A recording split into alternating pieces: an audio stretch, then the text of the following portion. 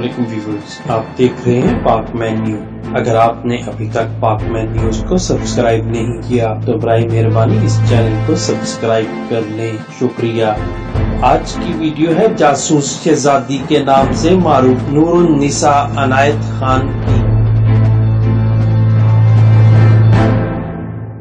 शेर की जिंदगी का एक दिन गीदड़ की 100 साला जिंदगी से बेहतर है। ये दलेराना कौल सुनते ही मैसूर के राजा टीपू सुल्तान का नाम ज़हन में आता है। टीपू सुल्तान जो अंग्रेजों के खिलाफ उठ खड़े हुए और उनके सामने घुटने टेकने से इनकार कर दिया और अंग्रेजों के ही खिलाफ 1799 में लड़ते हुए जंग में शहीद हो गए।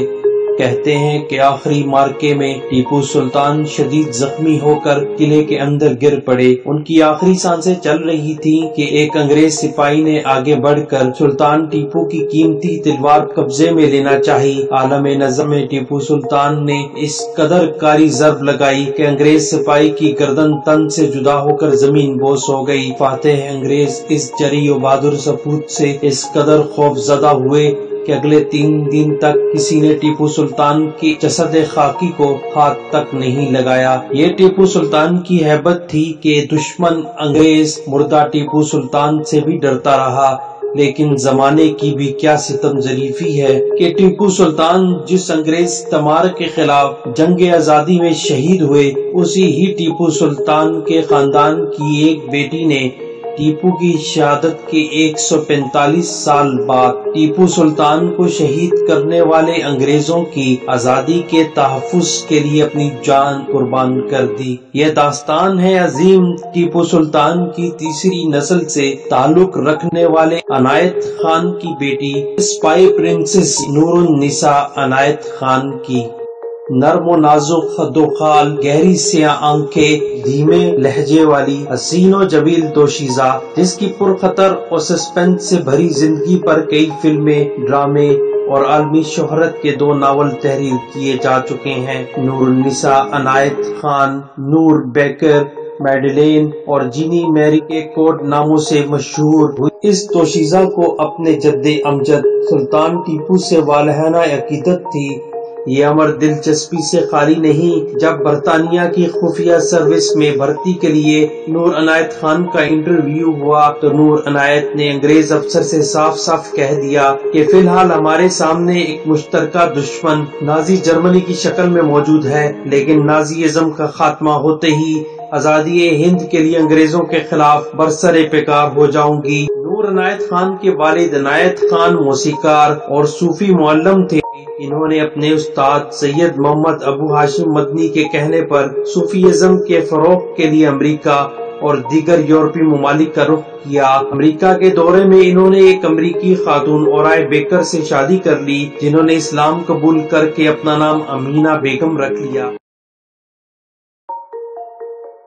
नूरुन्निसा अनायत खान 1 जनवरी 1914 को पैदा हुई। नूरुन्निसा का बचपन फ्रांस के गिरदोनवाह और मजाफाती इलाकों में गुजरा, जहां तालीम के दौरान उन्होंने फ्रांसीसी जुबान पर मुकम्मल दस्तरस हासिल की। 1927 में जब वो सिर्फ 13 बरस की थी तो उनके वालिद इंतकाल कर गए।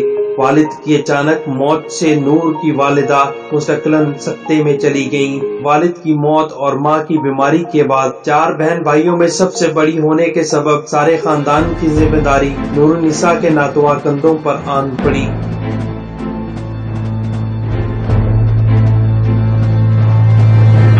फितरती तौर पर कम गोश, शर्मीली, अपने ख्यालात में गुम रहने वाली और तिलस्मी कहानियाँ पढ़ने वाली एक हसास बच्ची थी। इस नागहानी आफत से निपटने के लिए नूर ने मौसीकी, नज़्में और बच्चों की कहानियां लिखकर अपने जरिया माश का बंदोबस्त करना शुरू कर दिया। नूर ने अपने वालिद की तरह मगरबी ममालिक में सूफी मौसीकी के फरोग के लिए एक मकामी इदारे में मौसीकी की तालीम हासिल करना शुरू कर दी और साथ ही फ्रांसीसी रेडियो में प्रोग्रामों में हिस्सा लेने लगी।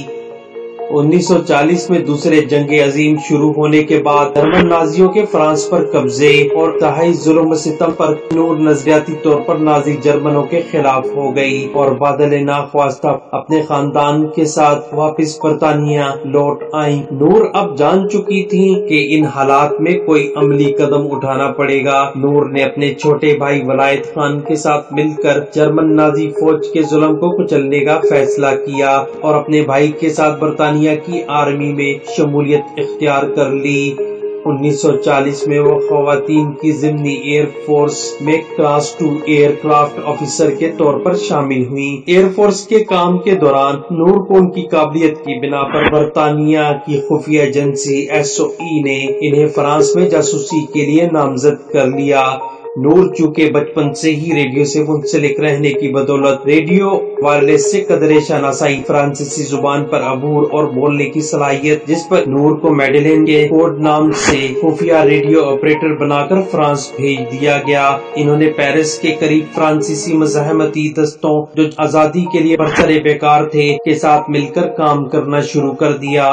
नूर ने पेरिस में 3 माह से ज्यादा वक्त तक कामयाबी से अपना खुफिया नेटवर्क चलाया। ये बात काबिले तवज्जो है कि नूर अनायत खान दूसरी जंग अजीम में जर्मनों के खिलाफ काम करने वाली वाहिद खातून खुफिया एजेंट वायरलेस ऑपरेटर थी जो तमाम खुफिया एजेंटों के पकड़े जाने के बावजूद कामयाबी और नहायत बहादुरी के साथ अपनी ड्यूटी मकबूजा फ्रांस में सर इंजाम देती रही। जब आहिस्ता आहिस्ता उनके साथी गस्टापो जर्मन की खुफिया एजेंसी की गिरफ्त में आने लगे तो नूर के गिर्द भी घेरा तंग होने लगा। इस दौरान वो मुसलसल अपना हुलिया तब्दील करती रहीं। जब खतरात ज्यादा बढ़ने लगे तो बरतानिया से इन्हें वापस आने का कहा गया, लेकिन नूर ने इन तमाम मुश्किलात के बावजूद अपनी खुफिया सरगर्मी जारी रखी।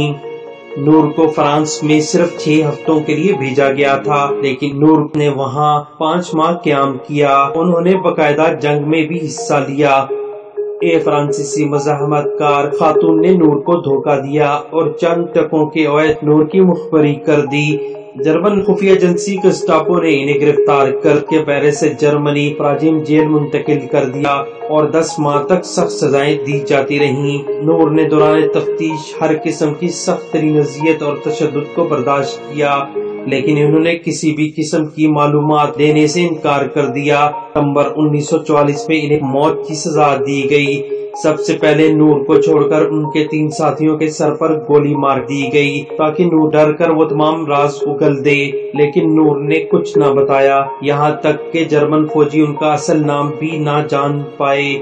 नूर को सर पर गोली मारकर कत्ल कर दिया गया। इसके बाद इन तमाम की लाशें जलाकर जेल में दफन कर दी गईं, जो बाद में 1958 में दरियाफ्त हुई। मौत के वक्त उनकी उम्र तकरीबन 30 साल थी। जब नूर को गोली मारी गई तो उनके होंठों पर आखिरी लफ्ज था आजादी। कहते हैं कि उसी रात नूर की वालिदा को ख्वाब में यूनिफॉर्म पहने देखा, जिसमें वो अपनी वालिदा को कह रही थी कि माँ, मैं अब आजाद हो गई हूँ। अपने परदादा की रवायत को कायम रखते हुए उन्होंने बहादुरी से अजियतें बर्दाश्त की और जर्मन फौज के सामने किसी भी किस्म का कोई फौजी राज अफशा न किया। जो अजियतें नूर को पहुंचाई गई, इनका अंदाजा इस अमर से भी होता है कि जंग के बाद जर्मन नाजी फौजियों पर चलने वाले जंगी जराइम के मुकदमे में जर्मन की खुफिया एजेंसी गस्टापो के मुतल्लिका अफसर हांस जोसेफ कैफर से नूरुन्निसा की मौत के बारे में पूछा गया तो इस संगदिल अफसर की आंखों में आंसू आ गए। नूरुन्निसा अनायत खान की शख्सियत बैक वक्त हिंदुस्तान, फ्रांस और बरतानिया का पस मंजर रखती है। ताहम फ्रांस और बरतानिया में इन्हें एक कौमी हीरो की हैसियत हासिल है। फ्रांस में इनके घर फजल मंजिल के नजदीक नूर का एक मुजस्मा नस्ब किया गया है और उसे मलहिका चौक को उनके नाम से मंसूब कर दिया गया है, जहां हर साल उनकी याद में एक तकरीब मुनक्किद की जाती है। जबकि दूसरी जानिब नूर को 1949 में बरतानिया हुकूमत की जानिब से मुल्क के सबसे ज्यादा काबिल एहतराम और आला तरीन शहरी एजाज जॉर्ज क्रॉस से भी नवाजा गया। बरतानिया की पोस्टल सर्विस रॉयल मेल की तरफ से नूर की याद में डाक टिकट जारी किए गए। پہلی بار برطانیہ میں کسی مسلم ایشیائی عورت کا تانبے کا مجسمہ نصب کیا گیا۔ اب حال ہی میں نور کو ایک اور اعزاز سے بھی نوازا جا رہا ہے۔ برطانیہ حکومت کی جانب سے 50 پاؤنڈ کے کرنسی نوٹ پر نور کی تصویر وضع کرنے کا ارادہ ظاہر کیا جا رہا ہے۔ مذکورہ کرنسی نوٹ پر اس وقت برطانیہ کی ملکہ الزبتھ دوئم کی تصویر موجود ہے۔ نور عنایت خان کی اس قربانی کو برطانیہ اور فرانس کے ممالک نے کبھی بھی فراموش نہیں کیا، بلکہ اپنے ملک میں نور کو ایک قومی ہیرو کی حیثیت حاصل ہے۔ امید ہے کہ آپ کو یہ ویڈیو پسند آئی ہوگی۔ مجھے اب اجازت دیجیے۔ اللہ حافظ۔